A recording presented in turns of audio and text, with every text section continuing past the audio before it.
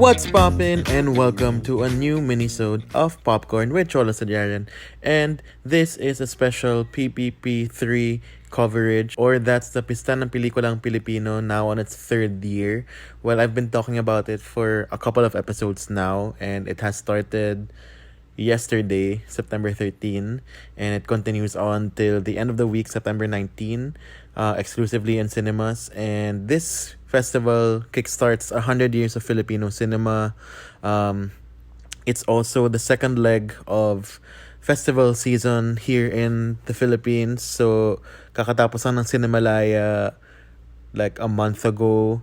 Susunod naman dyan ay ang Q Cinema in October, Cinema One Originals in November, and of course, MMFF in December. So if you're not so familiar with PPP, it's the answer of the FDCP, or the Film Development Council of the Philippines, to have another venue to showcase Filipino films. So, syempre may MMFF and all the other festivals like Cinemalaya, but this one is exclusively in Philippine cinema. Same format as the MMFF. So, if you don't remember some of the films that have been showcased in the past 2 years since the festival started are films like Birdshot, Patay na si Jesus, Isang Daang Tula para kay Stella, Ang Babaeng Allergic sa Wi-Fi. So, yun yung mga movies na lumabas through PPP. So, this year, it's another edition, of course. And this first minisode will talk about 3 films that I've watched since yesterday. So, those are LSS, the Panti Sisters, and Cuddle Weather. So these are recordings I did directly after I watched the films with my friends. So LSS will be with Boodie, who you've probably heard in previous episodes before. And I also talk about the Panti Sisters and Cuddle Weather with Karla, a new friend who joins the podcast. So without further ado, here's our mini review of LSS. Caution, you do note that there are some mild spoilers ahead. Okay! So, ayun na yung mga beep-beep. So, we're driving around Katipunan on the way to dinner, and we just finished watching LSS. But before talking about LSS, let's talk about what happened before watching there's LSS. so many weird consequences. There's so many weird, circumstances when we watch a movie in UP Town. And today, it's Friday the 13th. Yeah. So I was like, okay, Friday the 13th, nobody really cares about that superstition anymore. But apparently, it's real, and it happened earlier today before we watched the movie. Okay. Because when Boodie got to UP Town Center, they just started evacuating people because of the earthquake, which I didn't feel. I hope everyone's safe. Yeah. But so ayun, dinrap ako sa UP Town, and then hindi nagpapapasok yung guards kasi daw they were evacuating, and then they literally closed down the whole mall and evacuated everyone, which was hassle because we wanted to watch the movie. It was 15 minutes before the movie was supposed to start. So number one, I mean, at least we know that they're doing their jobs and they know how to evacuate people. Props to UPTC. Even if people are very wala namang nangyari. So anyway, eventually they reopened the mall and they adjusted the screening time because everyone was out of the mall. Yeah. And So we got to watch LSS. Yeah. And LSS is Last Song Syndrome. This is directed by Jade, Castro, starring Gabbi, Garcia, and Khalil, Ramos. So what's the story of the movie? So the story is, ano nga ba yung story? Where do I begin?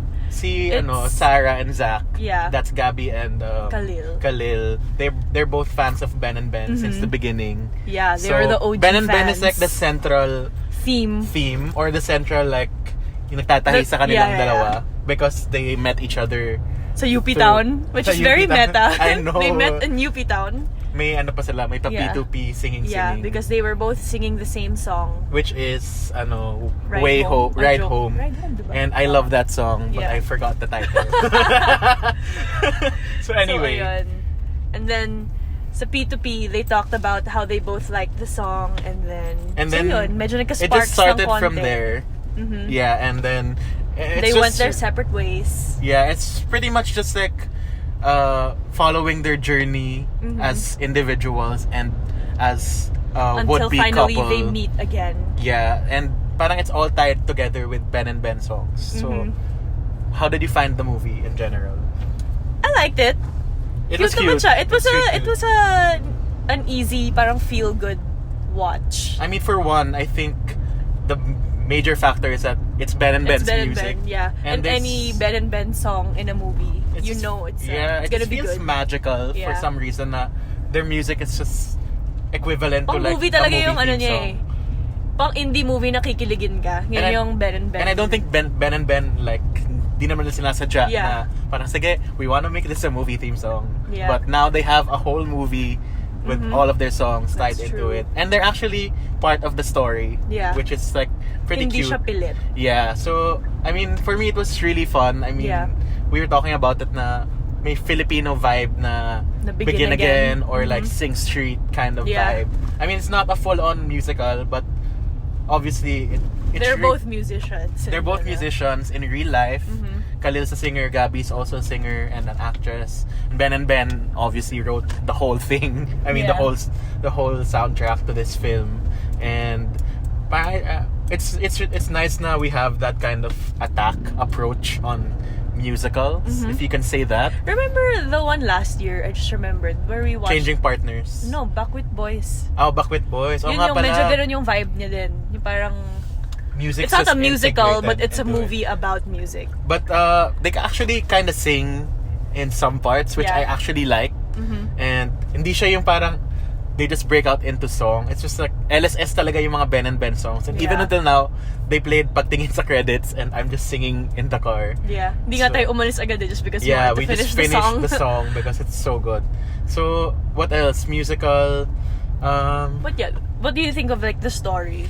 The story was nice, but I don't know. I didn't feel too invested in the central narrative more than I did like the separate stories, like each individual. Yeah. And we were also saying na sobrang funny because the story is kind of like Cholo's life. Yeah, essentially my life, like with the parent Because- drama. Hindi and naman because- drama, but like And yeah, and Sarah managed Ben&Ben for some time. And you know, if you're not aware, if you're not aware, I actually work in the music industry. So it's nice that this movie actually portrays the struggles of trying to make it in the business. Cholo feels so seen. I mean, people don't see how hard people get to the top. Yeah. And even getting to the parang even when we're at the top, it's like kind of difficult. So that's shown in Sarah's perspective. Yeah. Na she's a struggling artist, and you know it's what I see every day. Na it's you see all these talented people, and they're not getting as much exposure yet, or as much like you know acknowledgement from other Yeah. people, because it's really hard to get there. But that's what I appreciated a lot about the central narrative. It's at not least. always pretty. Yeah, but like I think my qualm would be qualm. Word of Tama the ba? day. Qualm. Oh, Keep qualm. Ano yung qualm mo? I think it's more like the production design wasn't like as hindi siya masyadong matinik. In a sense na because it's a span of 3 years. Yeah. And They didn't never really, changed they their never changed their appearance. appearance. Well, yung mom, naging blue yung hair niya at the end. Actually, yung masaya doon na si Tuesday Vargas was the mom of Khalil. And yun, parang she's a young mom kasi. So Yeah. parang, I'm a cool I'm a mom. cool mom. You need some condoms. No. No, it's not that type of movie. But you get what parang the Amy Poehler vibe Yeah. in Mean Girls. Nandun siya sa mom ni, ni Zach. Pero parang, there are some points also in the plot na, I Medyo don't know, questionable. medyo questionable and unrealistic. Yeah. The I don't main know. one is... It's so hard to fit everything Yeah. into 2 hours, I feel. Yeah, and we were talking about the only thing na medyo questionable nga for us was the mom and dad arc. Storyline. Because parang... So the mom and dad of Zach are separated. Yeah. And not on good terms. And then Zach thought it was a good idea just to Bring them blindside back. his Oh my mom. gosh, I wouldn't do that to my mom. I know. And then just like, honestly. oh mom, ito si dado. Bati na kayo, dali. He's So parang- dying. So parang yun lang yung question na parang, ba't parang kasalanan pa ng mom na Yeah, she wasn't happy about it, which is completely understandable. Pero ba't parang kasalanan niya? Pero masaya. It's a feel good movie. Overall, in general. yeah. It was still an If you enjoyable love watch. Ben&Ben, and obviously a lot of people love Ben&Ben, then go watch LSS. And Ben&Ben actually just released a new song aside from this, which is Paalam with Moya de la Torre. So, you know, it's a big collaboration. But, I mean, I love how Ben&Ben is just doing this kind of thing. I mean, aside from having great music, they're finding ways to innovate how to sell their music, how to market their music, and the whole movie about it. And can we talk about their acting? Sobrang cute. Sobrang It's cute. like really Medyo awkward, pero that's what's so endearing about it. Oo. So, I mean, syempre di naman talaga sila actors, and it's a fun quirk to have the actual band in the movie. So yeah, that was a good film. Overall, and it's a good we enjoyed. film. I mean, we're a fan of musicals, so obviously anything with music in a movie, I'm sold. So go watch LSS, listen to Limasawa Street by Ben&Ben. Ba? Wow. Akala mo, Ikaw yung manager? manager talaga. It's a good start to PPP. I hope everything else will follow suit. Oh! Well, Same. Jinx, Same 1, 2, 3. wavelength. Tinatanong ko lang, finally, before we end this mini review, what if Khalil and Gabbi break up and they have this whole movie? Knock on wood naman, support naman natin yung relationship. Wala lang, it's nila. just like a thought. Yeah. If you have a movie with your significant other Well, and then you have like Ben&Ben pa, diba? So parang wala lang. Showbiz chika lang. Of course, it's gonna be awkward, but it happens in showbiz. Yeah, that's life. Yeah. I mean, at least it was a good movie. Pero grabe ka naman, nega ka. Feeling mo naman mag-break na talaga sila. Wala lang. Just, that happened to Maclis also with their movie earlier this year. So, wala lang. I mean, random thought. So, yeah. LSS. Thumbs up.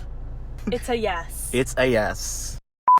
So that was our review of LSS. There's some stuff that I wasn't able to mention in that review with Boodie. So one, of course, I really found Gabbi Garcia to be super pretty. I mean, she isn't as popular as, for example, some ABS-CBN stars, but she's really pretty, and I think she really showcased her talent in this film. And aside from that, some additional comments on the plot. I felt like there wasn't much a payoff in the end for the characters and what they went through. Especially na parang there wasn't much to root for in the central relationship. I mean, I feel like they could have really could have like fixed it in a sense na it's much more fulfilling for the audience. So anyway, here are the reviews we have next for the Panti Sisters and Cuddle Weather. Okay, so it's day 2 of my PPP viewing, and today I'm here with my very good friend from way back. Wow. What an introduction. Hi. This is Karla. Welcome to the pod squad. Thank you. Matagal na niyang gustong sumali, pero nag-ditch siya the last time. So from one Bagatsing to another, ganun. Okay. No, kasi she was supposed to be in that Raymond Bagatsing episode, but something came up. But now, we watched an RK Bagatsing movie. Yeah, so okay, background. I wasn't able to make it in our podcast. I think 2 months ago. I don't know, because I'm still in school and a lot of things came up with the org. Yeah, it's fine. That's anyway, life. so today we watched. What did we watch today? Nanood tayo ng Panti The Panti Sisters and then Cuddle Weather. Cuddle Weather. So, unahin natin yung Panti Sisters. Okay. So, Panti Sisters is directed by June Lana and starring Paolo Ballesteros, Martin Del Rosario, and Christian. How do you pronounce his last name? Bables. Feeling ko Bables kasi Tagalog eh. It's Bables. No, it's Spanish. Oh, sorry naman. Spanish. Ito pong taga-Poveda na. Anyway, so it's Bables. What the fuck is he? Babbles, babe? I don't know. Anyway, so yung kwento nito is, so tatlo silang magkakapatid na bakla. Yeah, 2 of them legitimate, yung isa anak sa labas. Oo, so parang their dad is dying and their last name is Panti, kaya Panti Sisters kasi actually Ayala Dizobel Panti. Yeah, so super funny. Yeah. Their dad So is actually si John Arcilia. So ayun, so yung kwento lang basically mamamatay na yung dad nila, tapos he wants to continue his family's panty legacy. His the panty line. That's panty line. Why am are you laughing? It's so funny. Okay. Panti, the line, yung family na. So he wants... the panty line. The family something. And then, so, what happened was, he called all his kids to his house. But in order to, para makuha mo yung mana mo, kailangan magbigay ka muna ng anak. So, I mean, that's the main conflict. Kasi bakla sila tatlo. Exactly. And how do you get a kid? How do you make a kid if you're... I mean, I don't want to say this na how do you make if you're gay, because that's not the only parameters. Yeah. We're very progressive, diba? But it was the main point. It was one of the main points in the movie was the difficulty of the task. Because if they will each receive 100 million pesos as inheritance. But if you're the first one, whoever gives him a grandchild, if you're the only one, you get 300 million. Sorry. So, anyway, but everyone has a conflict with each other. Yeah, everyone has a conflict. So it was very competitive. Yeah. And pero how did you find like the whole movie in general? I found it entertaining. You know, I would say that. Nakakatawa naman siya. It was entertaining. If it's comedy we're talking about and like entertainment. It was entertaining, and I actually tawang-tawa siya. Tawang-tawa siya sa tabi ko. Yeah, I market si Te. Exactly, because I like the humor. Yeah. Kasi may different kinds of humor na gusto ko, na ayaw ko. Yeah. Yung particular humor na meron yung movie na yun. I really appreciated it. I found it entertaining. It was. I can agree with that. More than that, I also liked how they were dressed in drag, something like that. And the way they were presented na bakla. Which to me isn't like super realistic though. I mean, in a sense it's not realistic na sumakay siya ng jeep na naka-gown tapos papunta ng in general na... What do you mean? Yung ganong klaseng drag in Philippine setting, parang it doesn't seem... No, because it's a movie. I mean, obviously. It's a movie. So, not exaggerated. I would say emphasized yung fact na this person is gay, he dresses up like this, and bakla. So, it's I emphasizing. But it's heavy on that. If we're comparing this to Die Beautiful, for example, mas may sense yung ganong pagkabakla kaysa dito na parang, okay, drag queens sila in a sense na gets. Pero, in general... Actually, I wouldn't say that they weren't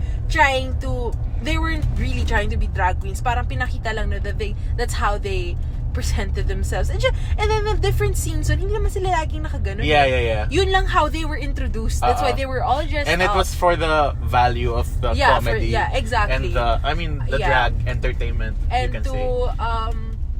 I think to also, again, give emphasis to the fact that they're gay, but at the same time, it was limited. To me, what I noticed was yung pagka-gay nila was limited to that stereotypical gay that in in Philippine society, parang yun yung understanding hanggang dun ka sa ganong klaseng gay. Kasi it's, to me, sexuality is transcendent of how you dress up, how you present yourself. So anyway, it's for me yun nga. It's not just that in the sense of how they were presented as gay, but also as people. Parang it's so shallow. They're not rounded characters. They're they're all flat. Even the dad is flat. Even all the characters. Parang it was stereotypical, like the dad is rich and like he's very patriarchal and misogynistic, and he just can't accept the fact that his children are gay. And then it had to take. Oh no, I can't say this. I mean the ending. I mean it had. No. I can't say this. It had to take that for that kind of event to happen before he realized. Yeah, but it didn't really pay off for me. Like the ending. It just didn't align for me. Yeah, parang for me, this whole movie was sakto lang, saks lang. It was saks lang. It was entertaining. If that's kasi let's be honest. Majority of the movies here in the Philippines, their intention is for entertainment. Diba? No, but parang I think there's still meron at the same time may metaphors yung movie that I don't really want to talk about kasi I don't want to spoil our listeners. Panti Sisters is really to me it was entertaining, and there were parts talaga na I was really laughing. Yeah, I agree with that. The humor, but for me it was sucks. I agree. I mean, yun nga, as I was saying earlier, this was entertaining, and it really yun was. nga, pero I have high expectations of idea first films, especially coming from Die Beautiful and like ang dalawang Mrs. Reyes, which were good representations, I would say. I've never seen that movie. Of LGBT. Maganda siya. Panoorin mo siya. I've never seen that movie. So, yun nga, parang I intentionally did not hype myself up too much for this one kasi, you know, if you hype yourself too much, you end up disappointed. And this was just like, okay. I'll be honest, I was kind of hyped because of the trailers. But trailers are supposed to sell the movie talaga eh. And I got sold because I've seen Die Beautiful and I've seen Paolo Ballesteros, parang like all three were actually really good. Really, parang even more than the roles given them. Paolo Ballesteros, si Christian Bables. Si Martin Del Rosario, ang ganda niya. I can say that. Ang ganda ni Martin Del Rosario. Sobra. Parang as a woman, natutuwa ako sa character niya. So yung sa personality ng character niya. Ang cute. Ang cute lang. Ang cute. And his voice, I don't know if they edited the voice or he just really modulated. He really did that. He modulated his voice. It was really small. But it's fun din na parang all three from the Die Beautiful universe are all in the movie. Exactly. But it's just really that. Medyo shallow lang entertainment. But if we're talking about like nuance, you'll get it from Die Beautiful more than this one. So yun, that was pretty much it for the Panti Sisters. If you're out there looking for a laugh, parang light lang. If you want something kabaklaan. If you want something na entertaining, natatawa, and if that's your if ganun yung mga gusto nyong movies, okay siya. Okay siya. I like that. Oh my gosh, I want to say this. Go. I like this kabaklaan movie better than the kabaklaan movies of Vice Ganda. Oh yeah, parang this one has a bit more. Yung hindi mga siya yung nanlalait lang. Ganun. Yeah, yung mga idea first films na centered on ganito, on what you call this, yung mga movies similar to this. Yeah. It's hindi siya it doesn't kasi it doesn't discriminate in a way, although it's stereotypes. But it doesn't discriminate as opposed to Vice Ganda movies na parang lalong parang nadidiscriminate in a way. It's full of contradictions. Right? Pero but this one, yung gusto ko siya, yung quality niya, even if sabihin natin na nasa stereotype siya, may stereotypes and flat yung ibang characters and parang, although I think it was patterned after yung preconceived notion ng society, Filipino society, sa dad na macho and then the all mom, of that. that's the parang mom just there. Yeah, mom is just there. And pero maganda rin na hindi lang siya yung rich gays, meron ding taga-tondo na bakla. Oo, in a kasi sense. and andun yun yung family. Yung pangangailangan. Yes. And there's also the family, parang family dynamics na mayaman, so may kabit, and then inabandon. That's why yung anak na yon nasa tondo lumaki. And also mayaman na may asawang gusto forever young. That's why she's mukha niya puro botox, right? Parang very stereotype na naiisip natin how we would think about it as a society. May yung settings, the family dynamic is there, yung magkakapatid, competition among siblings. But it's just that it just ends there. It ends there. Pero kasi really like. To me, yung mga idea first films ni Paolo Ballesteros na gusto ko siya I really like them compared to yung mga how do you say this? Mga very yung mga MMFF na ngayon na again, Vice Ganda movies. Yun talaga. May quality siya. It's entertaining. Pero more than that, yun lang. Pero I was reading this on Twitter earlier na yun nga, this is the number one movie for PPP 3. Like, ito yung highest rate grossing day 1. Pero, at the same time, the Sogi Bill debate is happening, right? Yes. So, I mean, there's that disconnect na, are gays just a form of entertainment for people, given that, oh, I want to watch this gay movie because it's entertaining, but at the same time they're all like, oh, what's this soji thing, right? Parang it's just very ironic and sad to have that kind of like parang that kind of like disconnect There's between a disconnect. the two, yeah, because of what gay people are in society. In our setting, people now to our listeners, alam nyo naman, the Soji bill and all the controversies that come with it, and also read up on it. Okay, read up on it. It's just 8 pages actually. Yeah, so before it's you pretty before easy. before you make a judgment. You make a judgment, you read on it. I actually answered some people on Instagram on a celebrity's post. I won't say which celebrity, but ay grabe, 2 hours I was arguing with people. Oh Itong my si God. Karla kasi gusto niya nakipag-away sa social media. I love fighting people using my real account. Okay? Because Pati sa ibang account ng mga ibang artista. I just can't. Hindi naman. Because it just so happens that I follow that celebrity and nakita ko yung comments. I was so upset. Because so that's why I replied. So anyway, nalalayo tayo, but read up on the Soji bill. It really deserves your attention. Yeah. So you will understand it's more than the use of the toilet. But so at the same time, what we're trying to say is the juxtaposition of this movie being the number 1 in the PPP. Yeah. At the same time, people who like turn a blind eye on what the Soji bill is, but at the same time they turn to this type of movie for entertainment. Yeah. So it leaves the question na yung mga bakla ba, they're just limited for people's entertainment, their judgment. It's more than that.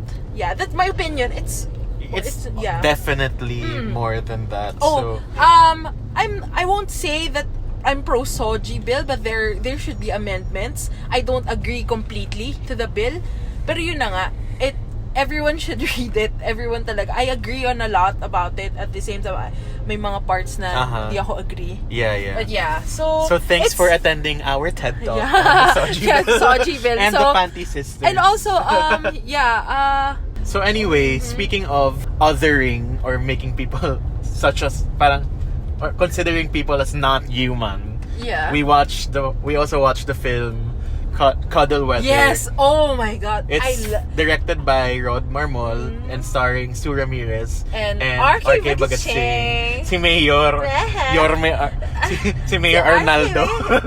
si Ram. si Rancita. So, anyway, okay. Ano ba yung kwento nito? I wanna say it. Go.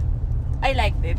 More than that, I loved it. It's a yes for me. It's a yes. Like, seriously. Like, in the middle of muna yung kwento? Okay. Kwento mo muna yung kwento. Sue Ramirez works as a prostitute. And she happens to meet RK Bagatsing, who also works as a prostitute. But the thing is, he's just starting out. Bagito pa lang siya. Virgin pa kaya? No, hindi naman virgin. But then, yes. So, that's their concept. job. So, parang that's the concept, and that's how they make ends meet. So, Sue Ramirez, na nagkakilala sila, and ito si RK Bagatsing. Parang nagpapaturo siya. Na senpai. Sobrang cute nung senpai. Yeah, Tinawag niyang senpai. Na parang, it's not even senpai, it's senpai. Senpai. Kasi, anyway. Yeah. So, yun yung gist ng story. I don't want to give too much away. You know, when I like something, when I love a movie series, that's my way of respecting the series and the movie. I never give anything away. Yeah, I just say that, the main premise that's the gist. lang is Pareho silang pokpok. So, syempre, as a kind of a romance film, the question is whether will they or won't they, as parang their various standpoints in life. Okay. So, yun na yung pinaka-kwento ng movie. So, yun. Wait lang. Sige. Okay. So, yun yung gist ng movie. Like, very, brief na summary. So, but then it's very interesting. It should be interesting when you hear about it. Okay, 2 prostitutes. So what's this movie going to be? It deviates from convention. Definitely. It deviates from One thing that I convention, what really liked it's about daring. it. Yeah. It's daring, but in the right way. In all Hindi the naman right siya like ways. obscene, not at all. Not at all. But like it's nice that they put Yeah. And not the thing is, necessarily a positive light just on because sex it's workers. about prostitutes and all, it doesn't have to be obscene. Or about sex Exactly. even. It doesn't have to be about sex and all of that. So, yes, I really liked it. I mean, yun nga, maganda kasi na it's sex positive. Yes, it also is. teaches you na you have to still use condoms. Yeah, you and have to use condoms. prep. Yeah, there are certain medications that you can use, that you can take to But avoid... syempre, it's a whole another commentary also about it's a our society and how... It's a whole different narrative. Yeah. But I think the thing is, we just appreciate how it was merged into the movie. Yeah. That you will be informed while watching. And you see them as people. Yeah, you see them as you people. don't just say, ay, pokpok yan, ganun. I never say that to anybody. I feel like people... Parang, people always say that the pokpok si ganyan to, ganyan. Yeah. I respect people more who are in the industry na ganon, mga escorts, ganyan. Yeah. Because they try to make ends meet. Yeah. And it's their And means sex to... workers are also humans. Sex workers They're are people. humans, and it's their means to survive. Yeah. Do you know how hard it is? So... And it's really kasi shown in the movie more than the job itself, pokpok has become a derogatory term for people and all of that. Kaya, ayun. But, yeah, I really like it. Sobra. It's just... At first, it was entertaining Kasi when I went into the movie, I said, this is gonna be interesting kasi it's very different. So, my curiosity was there. Yeah. And it really didn't disappoint me. As in. And it's a really good, parang syempre nandun pa rin yung basic drama about romance na parang... But that came in later. It wasn't even that. They were really focusing on how they managed their lives, how they would get out of the job or what try was to get next. out of it. Try to get out of it. It's really it was something else, and I think it's something that and it's everyone not like should watch. Super, hindi siya yung super na grand gestures, may meet cute sila. Oh no. Lang siya, normal, parang it's just as real as it could get. And you know what? The stuff that we saw really happens in real life. I mean, well, hindi naman sila kasing ganda ni Sue hindi naman Ramirez. kasing kinis siguro at linis and all of that. Speaking of RK Bagatsing, parang wow, napapangit nila si RK. Si RK Bagatsing talaga doon sa movie. First thing I noticed was when I was watching with Cholo, I said, ang baho ng itsura niya. Exactly. At bagay. It means parang he achieved the role, the character that the role is trying to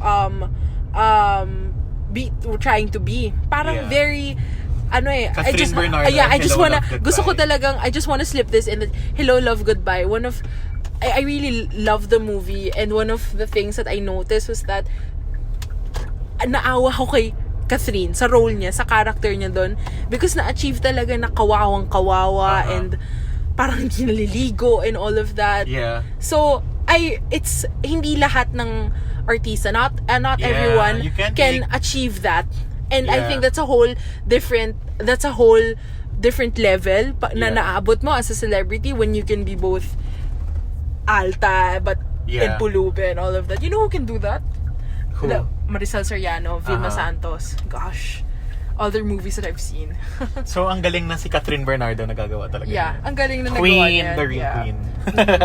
So, parang, even I think I could commend Sue also, na parang she can do daring roles, she can do pa-cute roles. Yung kay Sue naman is that she's bargas siya sa movie na yun. But at the same time, it wasn't offensive, it wasn't annoying, she wasn't trying hard. It was very natural in a way that you will appreciate it and you actually commend her for it. Like, she was able to do that, but with a lot of emotion, and you makikita mo where she was coming from as parang na-imbibe niya yung character niya very well.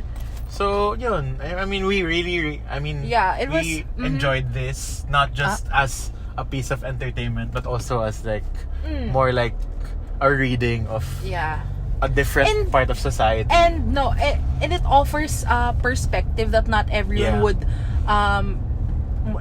would be keen on Trying to understand. Yeah. But it's reality. It's the thing is they were able to depict a very realistic narrative with that movie. Mhm. Kasi a lot of times in movies, come on, 'di ba some may mga moments tayong sinasabi na, oh, this isn't a movie. Because in movies, it's very mag-grand gesture and all of that. And, Siyempre, yun talaga. Yun yung parang fairy tale. Yeah, fairy tale. Ganyan. But this one, no, this one deviates talaga, from that. It deviates from that. It's so realistic. And I mean, And- syempre, that's what made it effective. It made it effective and And the whole aspect the na, ano ba tingin mo sa akin? Pokpok. Hanggang pokpok lang ako. Yeah, Na- hanggang dito na lang ba tayo? Kasi Oo. syempre may, as a person who's been working in that industry for a while, Yes. you kind of like label yourself na, I'm just this person. I don't Yes. deserve to be loved or even treated as a real human being. Yeah. I mean, that was the main conflict with on Sue's part, na parang sa dami-dami ng mga kwartong napuntahan Yeah, ko that's at what mga she taong said. Sa dami napuntahan ng ko. kwarto, Parang sa dami ng katawan, libog. Ilan ba doon yung minahal ako? Isa, dalawa lang. Yeah, diba? isa, dalawa. It's also gives perspective on how a sex worker would feel, that we would think that they're emotionless, that they would do it for money and Yeah.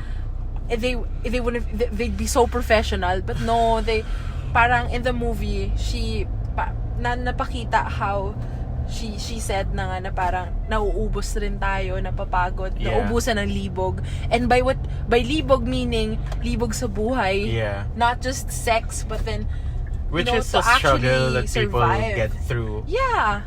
regardless of what your job But is. not everyone would understand that. Yeah. Derogatory pa rin yung term na Uh-uh. pokpok, and we Uh-uh. have these notions na pokpok ganito ganyan, diba?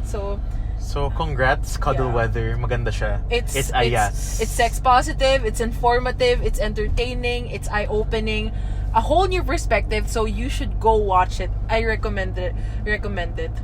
Yes. But you know, I can actually imagine some people not liking the movie because they're shallow. They're Yeah. bigots. Mas Para- magugustuhan nila yung tipong Yun, yung- level ng Panti Sisters more yeah. than this one. It's not for everybody, but Yeah.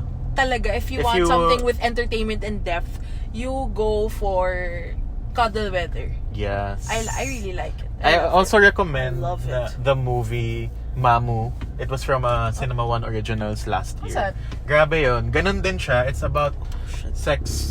It's about sex workers, but siya transgender siya, bakla Yeah, siya. So yeah. it shows another aspect of it, because this one's like more of a heteronormative take Yes. on it. But I mean, they also show some homosexuals in it, but that one shows a whole I've different never seen level that, of it. yeah. So I mean, both have different takes on it, and it's nice, and it's Yeah. sad, and it's human. So go and see Cuddle Weather then. if I you just want to share na in the middle of the movie, I actually leaned closer to Cholo. I was like, I want to be a prostitute. Huwag mo sabihin. Gusto mo sabihin yan? Lalagay ko yan, Yeah, it's okay. Like, parang So gusto kung ko si maging kung pokpok. si RK Bagatsing yung magiging sa'yo. Client? Hindi client, siya yung ikaw yung kliyente ni RK. Ha? Hindi, I mean, actually, with no judgment, I said that because, their life is so colorful. I saw them as very decadent people, full of thrill. I didn't see it as how it's always perceived. Derogatory. Yeah, always perceived negatively. Yeah. That's why I said that. Gusto ko, parang sabi ko, Cholo, gusto ko na lang rin maging pokpok. Because I saw how, parang, very, very, how it was, yes, it's a job that requires a lot of sex. Malamang, it's very sexual, and parang that's how I saw it. Nung sinabi ko yun kay Cholo, parang, it's such a decadent The lifestyle. thrill. The thrill of it. having sex for money. Pero syempre, Like, sa simula lang yun. Sa simula lang yun yan. Ikaw pa sa level ni RK, hindi ko din sa Exactly. level ni Sue Ramirez. But I just said that, like, parang, because that's how parang it prompted me to say that because yun nakita ko sa lifestyle. I mean sa job, the decadence and the thrill and the excitement. And can I just say, ang ganda rin ng theme song, bagay na bagay yung Migraine by Moonstar 88.